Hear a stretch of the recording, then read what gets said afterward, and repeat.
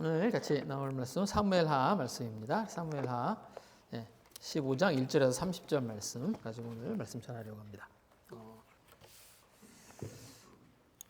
제가 1절에서 30절 말씀 읽겠습니다.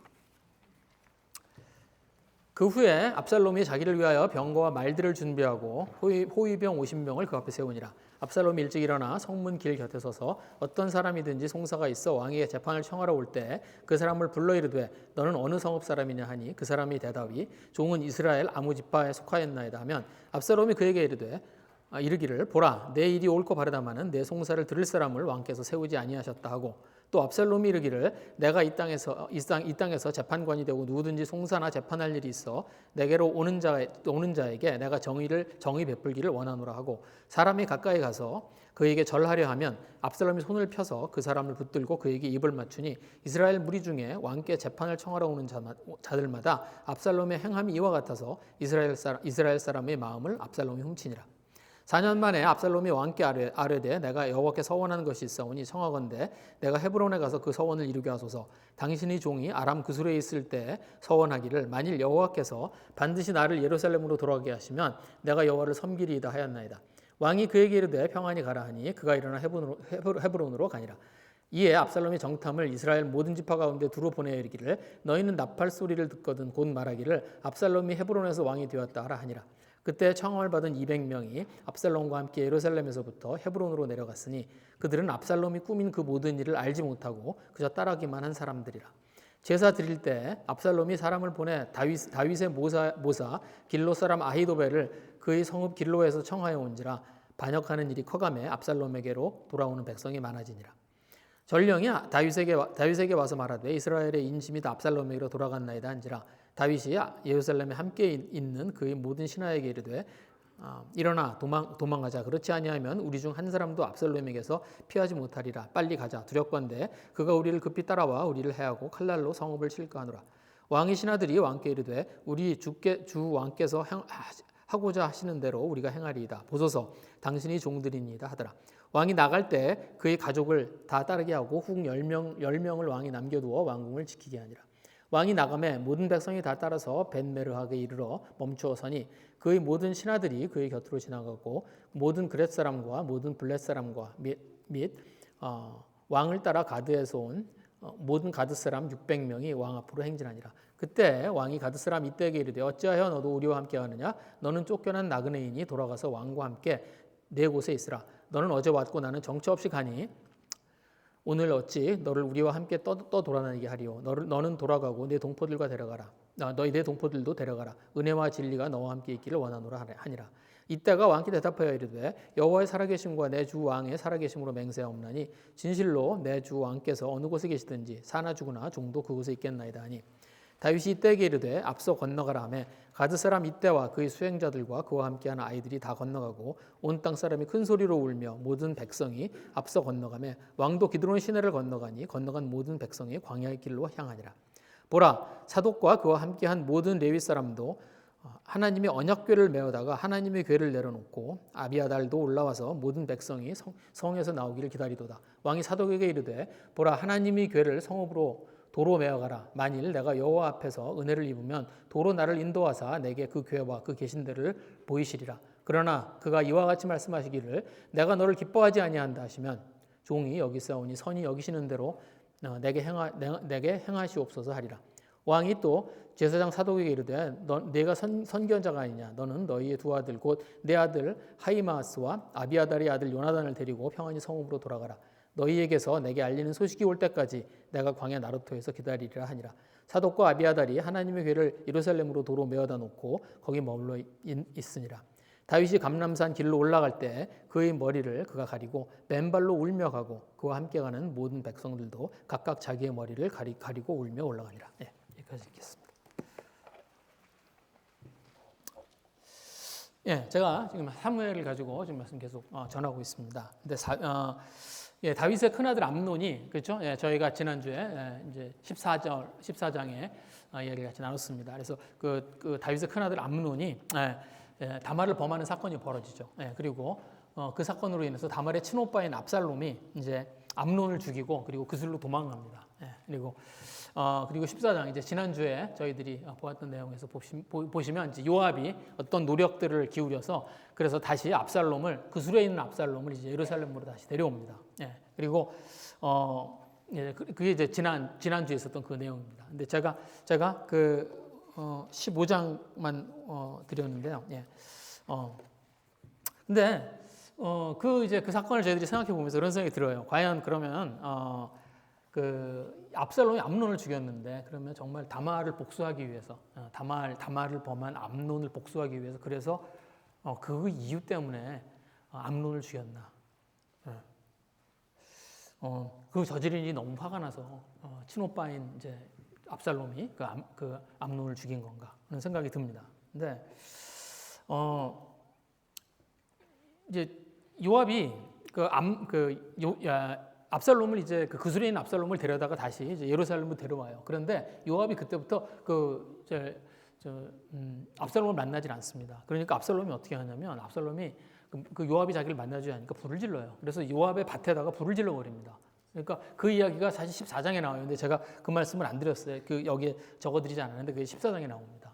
그래서 이제 자기의 밭에 불을 지르니까 이제 그 요압이 그것 때문에 이제 화가 나서 그래서 이제 요압이 이제 압살롬을 만나주게 돼요. 그런데 그때 압살롬이 요압을 만났을 때 그때 이 요압한테 압살롬이 한 말이 있어요. 근데 이게 14장 32절이거든요. 근데 제가 드리질 않아서 제가 그걸 프린트로 드렸어야 되는데 제가 깜빡했습니다. 그래서 제가 거기 보시면 이렇게 돼 있어요. 제가 읽어드릴게요. 압살롬이 그러니까 14장 32절입니다. 압살롬이 요압에게 대답하되 내가 일찍이 사람을 내게 보내. 그러니까 요압이 왜 불질렀냐? 이제 그러니까 이제 그 대답입니다. 이게 사람을 보내 너를 이리로 오라고 청한 것은 내가 너를 왕께 보내 아뢰게 하기를 어찌하여 내가 그술에서 돌아오게 되었나이까? 이때까지 거기에 있는 것이 내게 나았으리라 하려 함이로라. 이제는 내가 나로 하여금 왕의 얼굴을 볼 수 있게 하라. 내가 만일 죄가 있으면 왕이 나를 죽이시는 것이 옳으니라. 이게 요압이 한 말이 길지만 이게 무슨 말이냐면 왜 자기를 여기다 불러놓고 왕을 만나지도 못하게 하냐는 거예요. 그래서 자기를 다시 원래 압살롬은 이제 셋째 아들이고 왕자였으니까요. 자기를 다시 왕자의 자리에 복권을 시켜주던지, 자기를 왜 그 다시 왕자의 자리로 다시 복권을 시켜주지 않느냐는 거예요. 그러니까 그러니까 사실은 이게 다윗이 요압한테 이야기를 하고 있지만 사실은 다윗한테 따지는 겁니다. 지금 이제 그 압살롬이 요압한테 얘기하고 있지만 사실은 다윗한테 따지는 거예요. 다윗이 왜 자기를 다시 왕자의 자리에 돌려놓지 않느냐는 거예요. 그래서 그렇지 않으면 차라리 죽이라는 거예요. 그게 이제 이야기입니다. 그래서 무슨 말이에요? 압살롬은 자기가 잘못이 없다는 거예요. 자기가 암논을 죽였는데 자기가 암논을 죽인 거는 굉장히 떳떳한 일이고 그거는 그건 굉장히 정당한 일이라는 거예요. 그러니까 자기가 그 왕자의 자리로 다시 돌아가야 되겠다는 거예요. 그러니까 그런 생각이 듭니다. 자기가 정말 암논이 다말을 범한 것이 그것이 너무나 화가 나고 그것이 너무나 슬픈 일이고 그래서 복수를 했다면 그러면 자기가 그 복수에 대한 대가를 치르려고 하겠죠. 자기가 지금 암논을 죽이고 자기가 그 암논의 자리로 다시 돌아가려고 하겠어요. 그런데 그 자리를 돌려달라는 거예요. 자기가 그 자리로 돌아가야 되겠다는 거예요. 왜? 암논이 제일 큰 아들이에요. 그 다음 순서가 누구예요? 그 다음 순서가 압살롬이에요. 자기가 왕이 되어야 되겠다는 겁니다. 그러니까 자기가 왕이 될 수 있는 자리로 자기를 돌려놔 달라는 거예요. 그러니까 아버지하고 지금 자기가 자기가 형이죠. 그러니까 배다른 형이긴 하지만 형이잖아요. 자기가 형을 죽인 문제를 아버지하고 딜을 해서 그 아버지의 용서를 얻어내야 되는데 그렇게 하는 게 아니고 자기를 그냥 그 자리에 돌려놔 달라는 거예요. 그래서 여기 보시면 아버지라고 안 불러요. 제가 그 읽어드린 이제 그 32절에 보시면 압살롬이 다윗을 아버지라고 안 부르고 뭐라고 부르냐면 왕이라고 불러요. 그래서 왕의 얼굴을 볼 수 있게 하라. 왕이 나를 죽이시는 것이 옳으니라. 그렇게 얘기해요. 자기의 잘못을 인정할 생각이 전혀 없습니다. 그리고 압살롬이 이제 15장에서 하는 일을 보면 진짜 압살롬의 뒤편에 있는 마음이 뭔지가 보여요. 1절 말씀이 이렇게 되어 있습니다. 그 후에 이 일들이 다 있고 난 후에 압살롬이 자기를 위하여 병거와 말을 준비하고 호위병 50명을 그 앞에 세우니라. 자기가 그 병거와 말을 준비하고 호위병 50명과 함께 다녀요. 그러니까 자기가 이제 그 아버지 다윗이 이제 그렇게 와서 조르니까 요압에게 와서 불을 지르고 요압의 밭에 불을 지르고 그러고 와서 조르니까 이제 다윗이 이제 압살롬을 만났거든요. 근데 그러고 나니까 이제 본인은 나는 이제 다시 왕자의 자리에 돌아갔다는 거예요. 그래서 이제부터 어떻게 하고 다녀요? 이렇게 하고 다녀요. 그런데 이건 왕이 다닐 때 다니는 모습이에요. 지금 여기에 보시면 이 지금 그 호위병을 50명을 끌고 말과 병거를 앞서서 다니는 건 왕이 다닐 때 왕이 이렇게 돌아다닐 때 보이는 모습입니다. 여기 보시면 제가 거기 이거 드렸는데 뒤에 보시면요. 제가 열왕기상의 1장 5절 말씀을 거기 드렸어요. 이게 뭐냐면 이제 나중에 다윗이 죽고 나서 그다음에 이제 그 뒤에 아도니아 그러니까 이제 이게 압살롬 다음에 있는 아들입니다. 근데 아도니아가 똑같은 짓을 해요. 그래서 1장 5절을 보시면 이렇게 되어 있습니다. 열왕기상에 보시면 그때 핫깃의 아들 아도니아가 스스로 높여서 이르기를 내가 왕이 되리라 하고 그리고 어떻게 하냐면 이렇게 해요. 자기를 위하여 병거와 기병과 호위병 50명을 준비하니. 그러니까 병거와 말을 데리고 그리고 호위병 50명을 데리고 다니는 건 어떤 걸 상징하냐면 자기가 이제 왕이 되는 거예요. 그러니까 뭐예요? 자기가 이제 암논이 죽었으니까 자기가 그 다음 왕이 될 자격이 있는 사람이라는 겁니다. 자기가 죽였는데 암논을. 그런데 그 자리에 들어가서 이제 내가 왕이 되어야 되겠다는 거예요. 압살롬이 왜 다말을 죽였을까요? 죄송합니다. 깜짝 놀라서 제가 얘기해요. 압살롬이 왜 암논을 죽였을까요? 큰일 나죠. 압살롬이 다말을 죽였어요. 왜? 정말 다말의 복수를 하기 위해서 그런 걸까요? 아니면 암논의 자리가 탐나서 그런 게 한 걸까요? 그럼 14장에 14장에 제가 그것도 드리질 못했는데 압살롬의 인격이 나오는 장면이 있습니다. 그게 뭐냐면 압살롬에 대한 압살롬에 대한 어떤 그 설명이 있어요. 그게 이제 14장 25, 26절이에요. 이게 뭐냐면 제가 읽어드릴게요. 14장 25, 26절 이렇게 되어 있습니다. 온 이스라엘 가운데서 압살롬같이 아름다움으로 크게 칭찬받는 자가 없었으니 그는 발바닥부터 정수리까지 흠이 없습니다.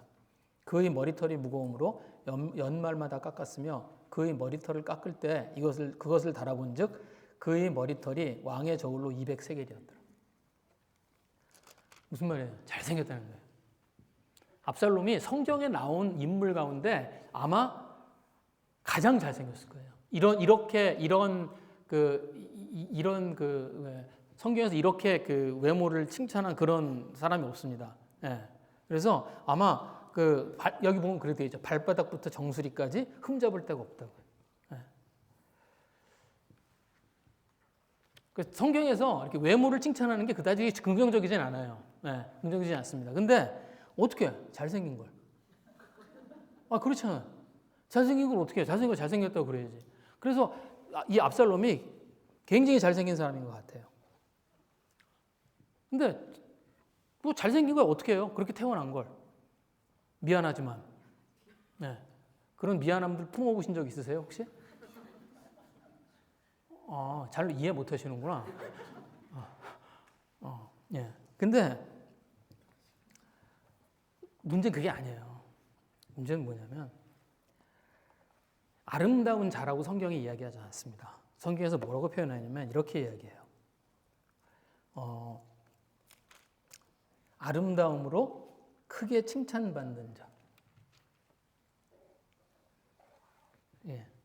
여러분 칭찬이라는 말이 무슨 말이냐면 이게 히브리어 하랄이라는 말이에요. 하랄. 그러니까 우리가 사실은 굉장히 잘 아는 말이에요. 할렐루야 이렇게 하죠. 그 할렐루야 할 때 그 할렐이 그게 그거예요. 할렐루야예요. 할렐루. 그래서 이게 할렐루야. 이게 뭐냐면 칭찬이란 말이에요. 그러니까 무슨 말이냐면 자랑한다는 말이에요. 그러니까 그 할렐루야라는 말이 무슨 말이에요? 하나님을 자랑하라는 뜻이에요. 여호와를 자랑하라 그 뜻입니다. 그런데 그러니까 뭐예요? 압살롬은 그냥 잘생긴 사람이라는 표현이 아니에요. 자기의 외모를 자랑하는 사람이라는 말이에요. 네. 자기의 외모로 칭찬받는 것을 좋아하는 사람이라는 말이에요. 네. 그 뒤에 보면 그 다음 절에 뭐라는 머리를 1년에 한 번 잘랐다고 되어 있습니다. 네. 그리고 그 자른 머리의 무게가 얼마예요? 200세겔. 200세겔이면 5파운드야. 5파운드면은 고기 5파운드 이렇게 머리에 달고 다닌다고. 5파운드. 5파운드면은 2kg 넘죠? 네. 근데 이게 좀 제 생각에는 이게 좀 과장일 것 같아요. 아무리 그래도 5파운드씩 안 자라요, 머리카락이 이렇게. 네. 제가 어제 제가 아내한테 물어봤어요. 머리카락 길이가 1m쯤 자라면 무거우냐고. 혹시 머리 긴 분?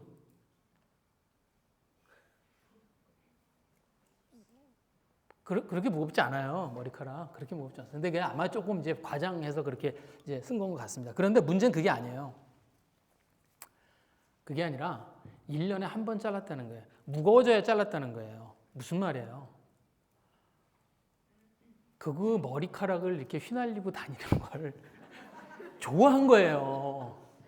그러니까 그 머리카락이 불편해지도록까지 안 자르고 그걸 그냥 뒀다가 그 1년에 한 번쯤 자른 거예요. 그러니까 머리를 치렁치렁하고 다닌 겁니다. 왕자가. 어떤 사람인지 대충 짐작이 되시죠? 사람들이 자기를 추앙하는 거를 막 즐거워하고 그런 거 좋아하고 사람들 위해 서는 거 좋아하고 그런 거예요. 그러니까 저희한테도 이런 면들이 있습니다. 그렇죠? 사람들이 인정을 얻는 거 좋아하고 그리고 사람들 위해 올라서고 싶어 그런 면들이 있어요. 네. 그런데 하나님 기뻐하시는 마음이 아닙니다. 네. 그래서 이런 본성에 끌리면 그러면 옳지 않은 길로 가요. 오늘 압살롬이요 왕이 되기로 합니다. 자기 스스로 왕이 되기로 해요. 그리고 그 스스로 왕이 되기 위해서 뭘 하냐면 사람들의 마음을 사러 다닙니다. 네. 그래서 2절에 보시면 2, 3절에 보시면 이렇게 돼 있어요. 압살롬이 일찍 일어나 성문길 곁에 서서 어떤 사람이든지 송사가 있어 왕에게 재판을 청하러 올 때 그 사람을 불러 이르되 어느 상업 사람이냐? 그 사람의 대답이 종은 이스라엘 아무 지파에 속하였나이다 하면 압살롬이 그에게 이르되 보라 내 일이 옳고 바르다. 아니 이게 너무 이상하지 않아요? 아니 너 어느 성읍에서 왔어? 그런데 어느 성읍에서 왔다 그러면 너 어느 성읍에서 왔어? 제주도에서 왔는데요? 그러면은 내 일이 옳고 바르다. 그렇게 얘기했다는 거예요. 그러니까 무슨 상관이 있어요? 성읍하고 그게. 그러니까 뭘 한 거예요? 이 사람이. 그냥 관심을 보인 거예요. 그렇죠? 성읍을 왜 물어봐요? 그냥 관심을 보이는 겁니다. 그래서 내가 이 사람에게 친한 척, 내가 이 사람한테 관심이 있는 척, 그래서 마음을 사는 거예요. 그리고 뭘 해요? 지금 송사를 하러 온 사람들은 어떤 마음으로 와요? 송사를 하러 온 사람. 지금 대상으로 찍은 사람이 누구예요? 송사를 온 사람들이에요. 뭐예요? 재판을 원하는 사람들. 왜? 자기가 억울한 일이 있거나, 자기가 서운한 일이 있거나, 아니면 자기가 불평할 게 있는 사람들이에요. 그 사람들한테 가서 어떻게 편들어 준 거예요. 그렇게 하면 어떤 사람들이 자기가 도윤이 와 있네? 어떤 사람이 자기 편 들어주거나 자기가 지금 억울한 일인데 와서 편 들어주면 그럼 금방 마음을 뺏기죠. 그렇게 한 겁니다. 그리고 이간질해요. 3절 뒤에 보시면 이렇게 합니다. 내 송사를 들을 사람을 왕께서 세우지 아니하셨다. 왕은 너한테 관심이 없다. 송사도 들어주지 않을 것이다. 너 다말 사건 봐봐. 그런 거예요. 다말 사건 봐봐. 내가 경험해봐서 아는데 나 다말 사건 봐봐. 야, 내 누이 다말이 이런 일이 생겼는데 다윗 왕이 아무것도 안 했어.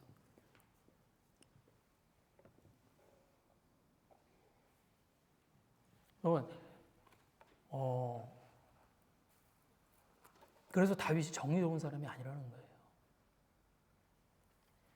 그런데 자기가 암논을 죽였습니다. 암논이 자기 여동생을 범했어요. 그리고 자기는 암논을 죽였어요.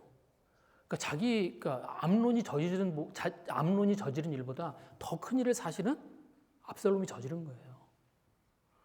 그런데 자기가 암논을 죽였는데 그 다윗이 자기를 어쨌든 다시 용서해줘서 왕자의 자리에 다시 돌아와 있어요.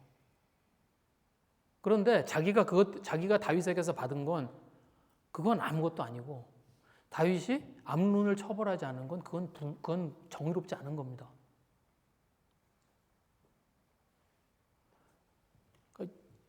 자기가 다말의 사건 때문에 자기가 암논을 죽인 건 그건 너무 정당한 거예요. 그리고 자기가 그 사건 때문에 그 왕이 다윗이 자기를 그렇게 깊이 처벌하지 않고 그래서 자기가 다시 이 자리에 돌아와 있는 건 그건 그냥 괜찮은 거예요.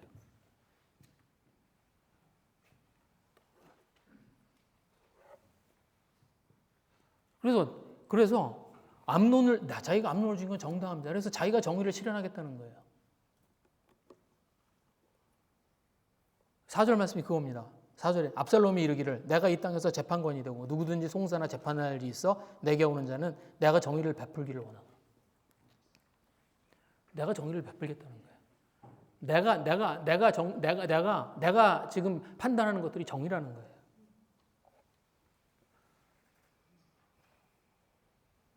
여러분, 저희가 생각하고 있는 것, 저희들이 공평하다고 생각하는 게 정의가 아니죠. 정의는 하나님의 말씀을 따라가는 게 정의입니다. 지금 다윗이 자기가 다윗을 통해서 이렇게 받게 된 어떤 사건 때문에 자기는 불공평하고 자기가 정의라는 거예요. 그래서 자기가 그 정의의 편에 서고 자기가 그 정의를 행하겠다는 겁니다. 그런데 이게 어디서 들어본 얘기예요. 저희들이 이게 어디서 들어본 얘기예요. 이 압살롬의 말을 이렇게 읽어보면 익숙합니다. 이게 성경이 이야기하는 죄의 이야기예요. 그러면 자기가 스스로 정의를 세워보겠다고 하는 걸 성경에서 뭐라고 그래요? 죄라고 합니다. 하나님이 판단의 중심이 되어야 하는데 그러질 않고 내가 그 판단의 중심에 서는 것, 내가 그 자리에 서고자 하는 것. 그래서 내가 생각하고 있는 것, 내가 옳다고 생각하는 것이 그것이 옳은 일이고, 내가 맞다고 생각하는지 그것이 공의라고 생각하는 것. 그걸 성경에서 뭐라고 그래요? 죄라고 그래요. 근데 제가 이 압살롬을 이렇게 읽어보면서 그런 생각이 들었습니다. 압살롬에서 이렇게 읽으면서 그러기 얼마나 쉬워요, 사실은. 그죠? 네. 이렇게 판단하기가 얼마나 쉽습니까? 내 입장과 그냥 나의 의로움을 가지고 정의를 이렇게 바라보기가 너무 쉽습니다. 제가 이 압살롬이 이제 이 모든 사건들, 저희가 13장에서부터 이제 암논이 다말을 범하고 그리고 다시 그것 때문에 압살롬이 이제 암논을 죽이고 그리고 또 그리고 그것에서 쭉 이어져서 이제 여기에 이르러서 이제 사람들의 마음을 사는 자기가 왕이 되어야 되겠다고 하는 그 내용까지 쭉 이어지면서 제가 그걸 쭉 읽으면서요. 너무 이해가 되는 거예요. 너무 압살롬이 이해가 되는 거예요.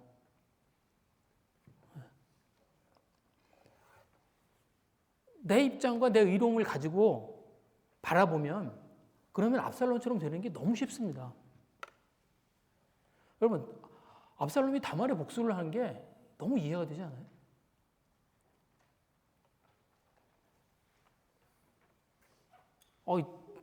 저한테 그런 일이 생겼다. 그러면 아마 저도 똑같은 마음을 느꼈을 거예요. 똑같은 감정을 가지고 있었을 거예요. 이걸 100번 죽여야지. 그냥도. 너무 이해가 됩니다.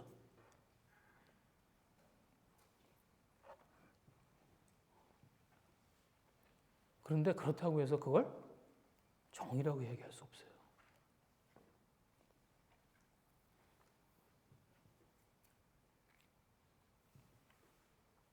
그래도 그건 결국 죄로 끝날 수밖에 없습니다.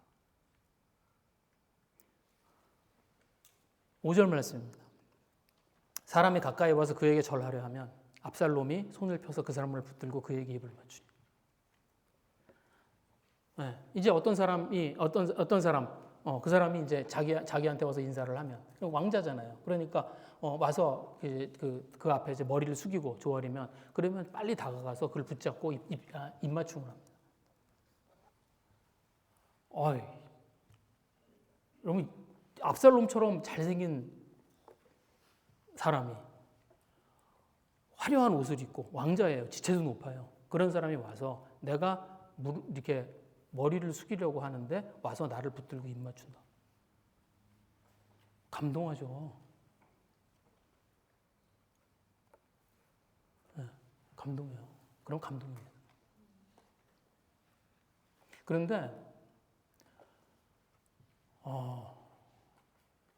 압살롬이 하는 행동을 이렇게 이전부터 했던 행동들과 이렇게 비교를 해보면 너무 이중적이에요. 그죠? 자기 마음대로 되지 않으면 어떻게 해요? 죽이고. 자기 의도대로 되지 않으면 가서 불 지르고.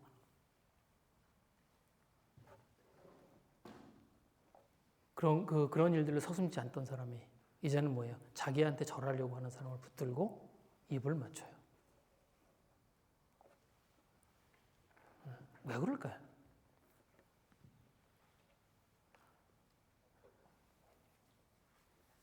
자기의 목적이 있으니까 그렇게 하는 거죠. 자기한테 자기가 얻고 싶은 것이 있으니까 그 얻고 싶은 걸 얻기 위해서 자기가 그렇게 하는 겁니다.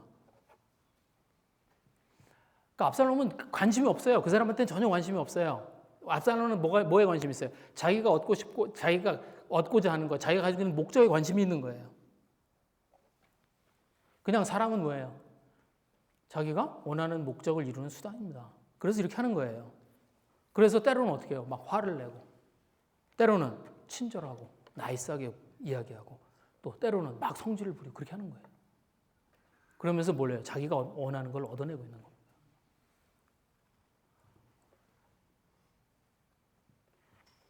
근데 제가 압살롬은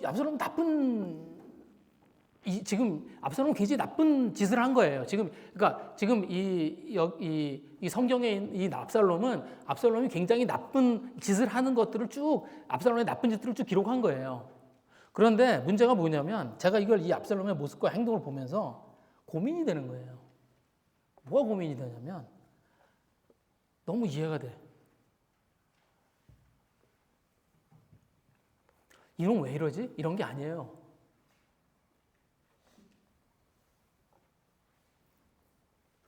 압살롬이 한 짓들도 다 이해가 되고요. 압살롬이 왜 그렇게 행동했는지도 이해가 되고요.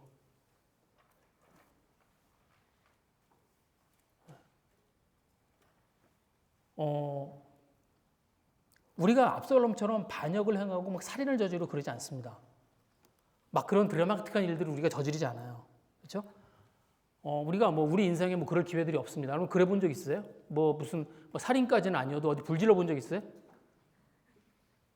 내가 어떤 목적들이 있어 그런 거 가지고 불질러 본 적이 아니 그런 드라마틱한 일을 저희들이 하지 않아요. 그리고 저희들이 인생에 저희들은 상당히 평범한 인생을 살기 때문에 여러분 인생에서 가장 좀 드라마틱한 일 저지른 거 한번 이렇게 기억나는 거 있어요?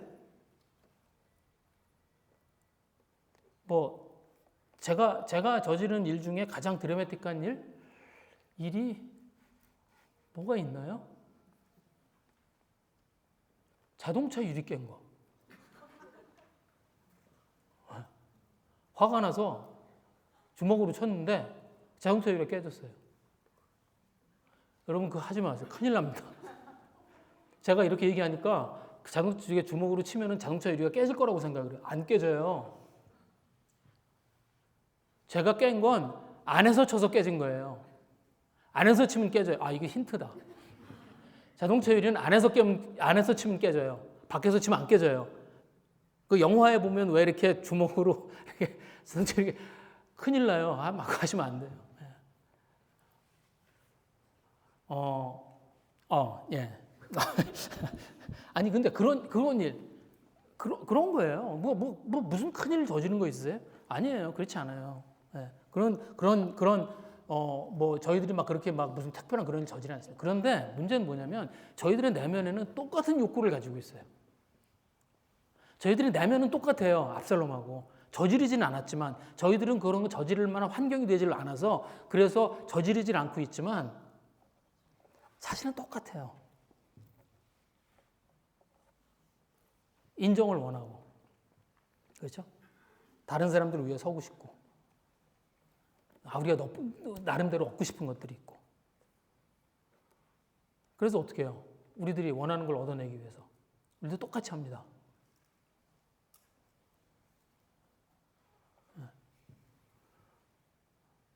막 성질내고, 어떤 때는 성질내고, 그렇죠? 어떤 때는 막 화내고, 어떤 때는 나이스하게 하고. 집에서 많이 경험하죠? 왜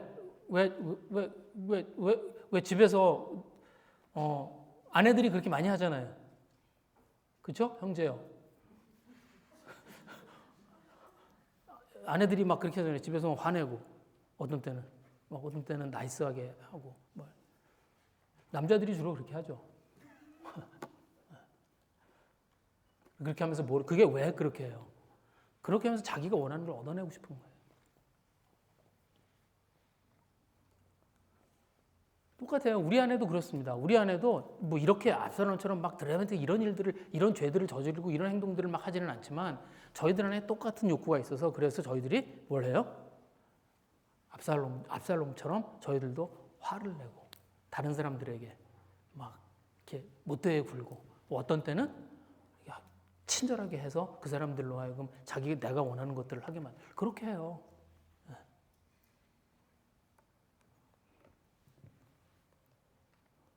우리가 똑같은 압살롬과 똑같은 그런 모습들을 가지고 있습니다. 압살롬이 나중에 하나님도 이용해요. 그래서 뭐라 그래요? 다윗에게 자기가 하나님과 서원을 이루어야 된다고. 그리고 헤브론으로 갑니다. 그리고 그곳에 가서 반역을 해요.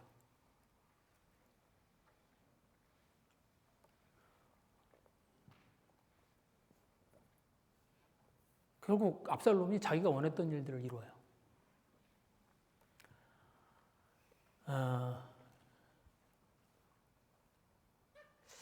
제가 이 15장을 묵상하면서 제가 그런 생각이 15장의 압살롬을 묵상하면서 그런 생각이 들었습니다. 15장을 그냥요 세상의 눈으로 이렇게 보잖아요. 그러니까 그냥 세상의 그러니까 이 15장의 압살롬이 하고 있는 어떤 일들을 하나님의 눈이 아니라 세상의 눈으로 이렇게 바라보면 그러면 그냥 이 세상의 모습입니다. 그냥 이 세상 사람들이 사는 모습이 그래요. 그래서 자기가 원하는 것들이 있고 그것들을 이렇게 이루어갑니다. 암논이 있고 암논 때문에 자기가 왕이 되지 못할 것 같은데 그러니까 어떻게 해요? 그런데 암논이 다말에게 어떤 잘못을 저질렀어요. 그러니까 그걸 이유로 자기가 암논을 죽이고 자기가 그 자리에 들어가고 그리고 자기가 지금 왕과 화해를 해야 되는데 그 화해가 안 되니까 그 화해 중간에 서야 되는 요압을 불러내기 위해서 그런데 요압이 자기 말 안 들으니까 불을 질러서 요압을 만나고 그리고 이제 자기가 왕이 되기 위해서 이제 사람들을 만나고 그 사람들의 마음을 사고 그러기 위해서 사람들에게 친절하게 행하고 그렇게 합니다. 그리고 이 사람이 결국 왕이 돼요. 그런데 이 세상은 그렇죠. 여기 보시면 제가 12절 말씀 여기 있는데 이렇게 되어 있습니다. 12절에 보시면 이제 헤브론에 가서 이 사람이 왕이 됩니다. 그리고 이렇게 돼요. 제사 드릴 때 압살롬이 사람을 보내 다윗의 모사 길로 사람 아히도벨을 그의 성읍 길로에 청하여 온지라 반역하는 일이 커가며 압살롬에게 돌아오는 백성이 많아져요. 자, 압살롬은 거기 가서 어떻게 해요? 제사를 드립니다. 그 다음에 아히도벨이라고 하는 어떤 똑똑한 사람이 자기 편이 돼요. 그 다음에 그 뒤에 보시면 어떻게 해요? 백성이 점점 많아져요. 자기 편이 되는 백성이 점점 많아집니다. 세상은 그렇죠. 더 많은 사람들이 옳다고 이야기하면 옳은 일이 되는 거고요. 더 많은 사람들이 인정하면 그게 진리가 되는 겁니다. 압살롬은 자기의 방법으로 왕이 돼요. 세상의 모습이에요. 세상은 이렇습니다. 그런데 사실은 오늘 15장에서 성경이 저희들에게 기록해서 보여주고자 하는 건 압살롬이 아니에요. 다윗의 모습입니다.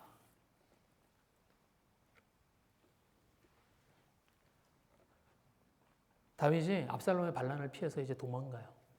그래서 예루살렘을 비우고 그리고 이제 도망갑니다. 이게 13, 14절에 보시면 그 얘기예요. 전령이 다윗에게 와서 말하되 이스라엘의 인심이 다 압살롬에게 돌아갔나이다. 다윗이 예루살렘에 함께 있는 모든 신하에게 이르되 일어나 도망하자. 그래서 이제 압살롬이 자기를 치러 온다는 그 소식을 듣고 이제 그 신하들과 함께 다윗이 이제 도망갑니다. 그 이야기예요. 그런데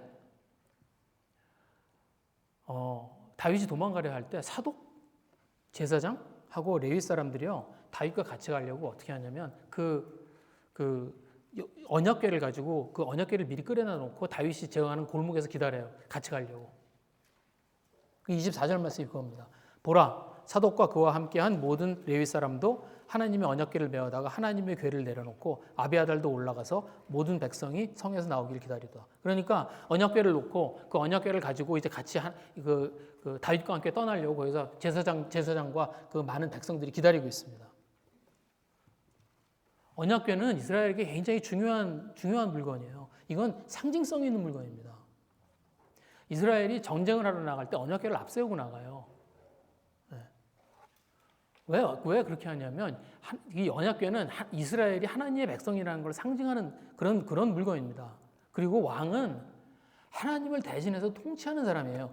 이스라엘에 있어서 왕은 하나님을 대신해서 백성을 통치하는 그런 역할을 하던 사람들입니다. 그래서 그 왕은 이스라엘 왕은요 선지자와 제사장처럼 기름 부음을 받아요. 그러니까 무슨 말이냐면 기름 부음을 받는다는 게 무슨 말이냐면 하나님이 위임한다는 얘기예요. 그래서 기름 부음을 하는 겁니다.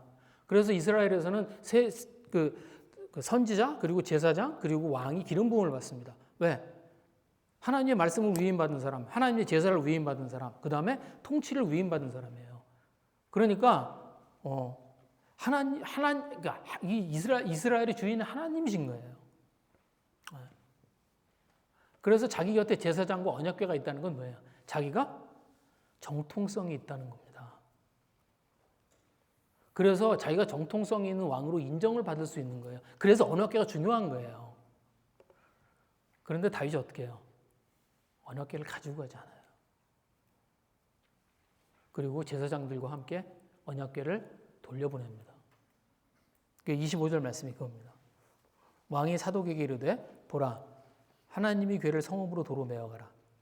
만일 내가 여호와 앞에서 은혜를 입으면 도로 나를 인도하사 내게 그 궤와 그 계신 데를 보이시리라.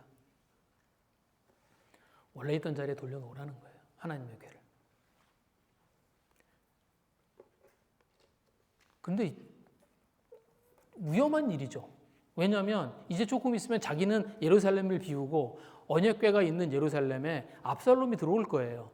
그러면 압살롬이 그 언약궤를 차지하게 됩니다. 그러면 압살롬이 그 정통성을 인정받게 될 수 있어요. 그런데 그 압살롬에게 자기 언약궤를 넘겨주겠다는 거예요. 왜? 하나님은 내 손으로 취해서 취해지지 않는다는 거예요. 그걸 아는 거예요, 다윗이.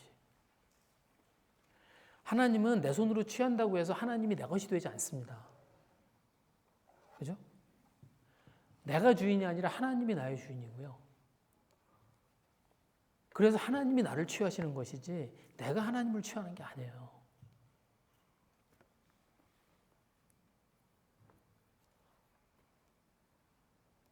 지금 언약궤를 자기가 가지고 가도 자기가 그 언약궤를 들고 가도 그건 내가 그냥 그 하나님의 궤를 들고 가는 것 뿐이지 하나님이 나를 취하신 게 아니라는 걸 아는 거예요.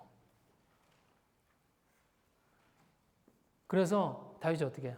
자기 인생의 모든 것이 무너지는 사건. 아마 다윗에게 가장 어려운 시간이었을 거예요. 자기의 아들이 배신을 하고, 그리고 자기의 아들이 자기를 죽이겠다고, 그리고 자기 예루살렘으로 지금 오고 있는 그런 상황 가운데서 뭘 해요? 하나님의 주권을 인정합니다.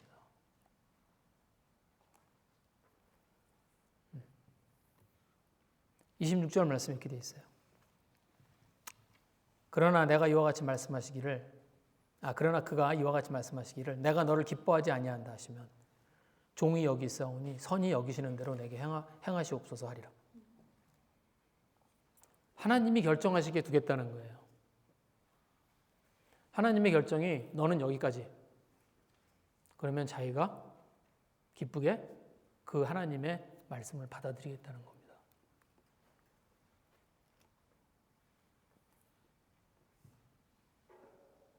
내가 내 생각으로 그 언약궤를 들고 가는 게 무슨 의미가 있냐는 거예요.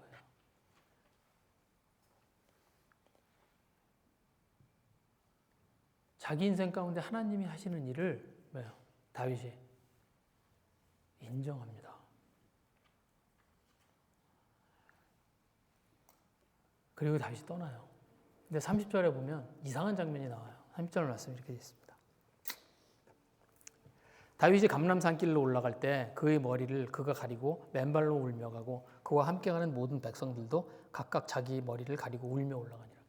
감람산이 어디냐면 이스라엘이 있으면 그러니까 예루살렘이 있으면 여러분 예루살렘 바로 옆에 있는 산이에요. 그러니까 예루살렘 제가 전에도 말씀드렸는데 이스라엘은 전부 언덕과 골짜기로 되어 있습니다. 그래서 언덕이 있고요. 그 언덕 위에 도시가 있어요.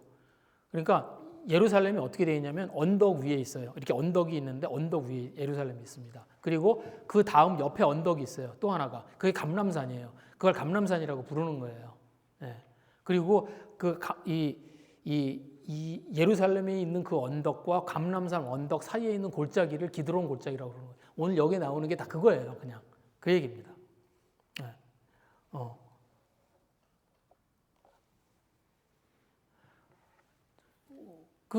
그래서 지금 다윗이 그 감람산 다윗이 그 예루살렘에서 나와서 이 감람산으로 올라가는 거예요. 네, 그런 장면입니다. 네. 그 어디냐면 그게 저희들이 잘 알고 있는 예수님이 기도하러 겟세마네. 예수님 마지막에 십자가에 올라가시기 전에 기도하셨던 겟세마네 동산이 그게 감람산이에요.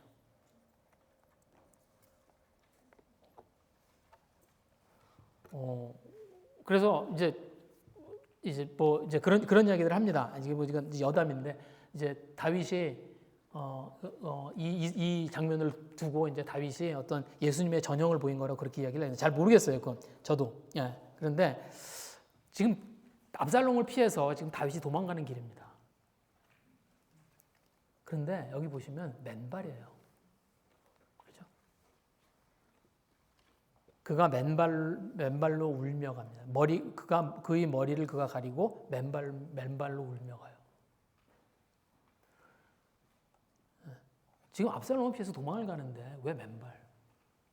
빨리 걸어가야 되고 급히 가야 되는데 웬 맨발?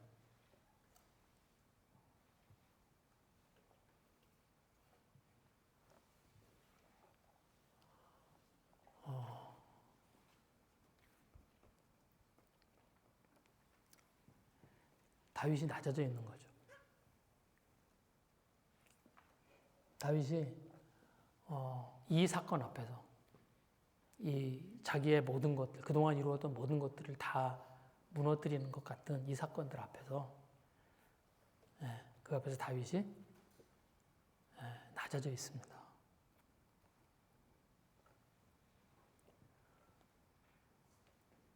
그리고 지금 자기의 삶의 모든 것들을 다 거두어 가시는 것. 그런 느낌이 들겠죠.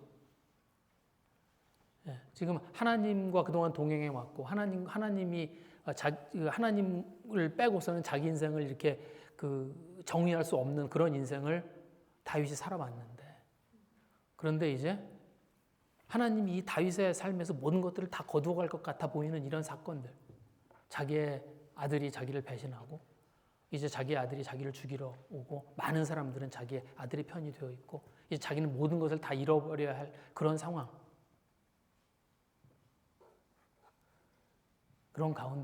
그런 가운데서 다윗이 어떻게 해요? 하나님께 믿음을 드립니다.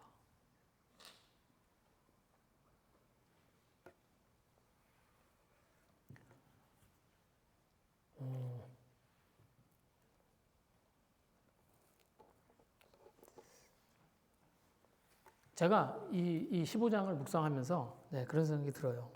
굉장히 대비되는 두 사람을 보게 됩니다. 압살롬 그리고 다윗. 자기의 힘으로 이제 이 모든 것들을 얻어가고 있는 압살롬의 모습. 이제 자기의 삶에서 모든 것들을 다 잃어가는 것 같아 보이는 그 상황 가운데 있는 다윗.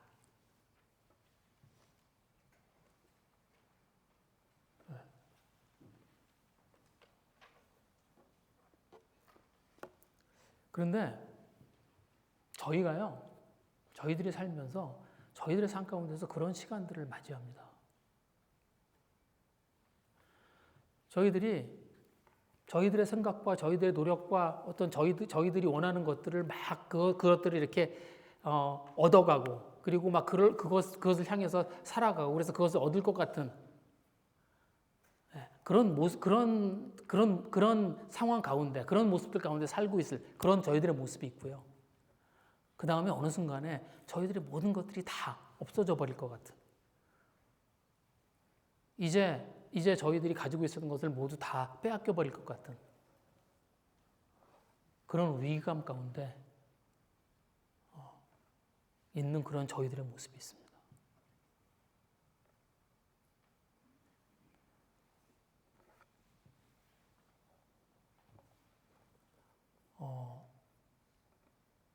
저희들이 온전히 하나님께 저희들의 믿음을 드려야 할 때인 거죠.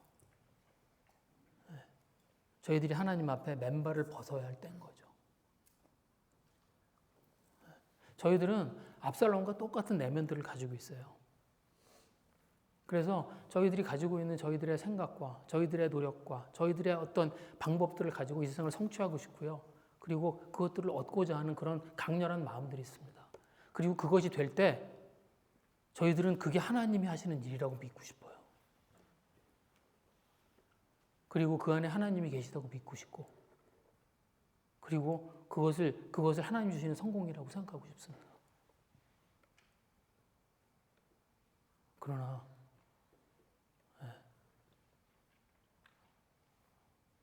저희들의 믿음을 드려야 할 그 하나님은 저희들이 모든 것들을 다 저희들이 모든 것들을 다 빼앗길 것 같은 그런 위기감 가운데 그때도 하나님 저희들에게 믿음을 걸으라고 그렇게 말씀하시는 그런 하나님일 거예요.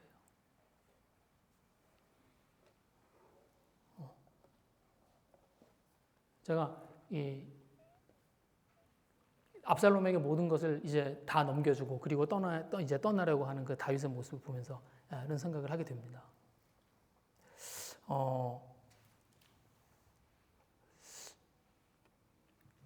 하나님께 정말로 믿음을 드리고 있는가?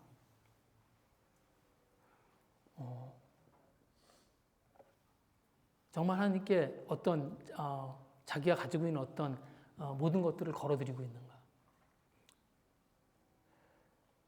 다윗이 그 온 인생을 통해서 아마 이때만큼 그 인생의 위기감을 느꼈을 때가 없을 것 같아요.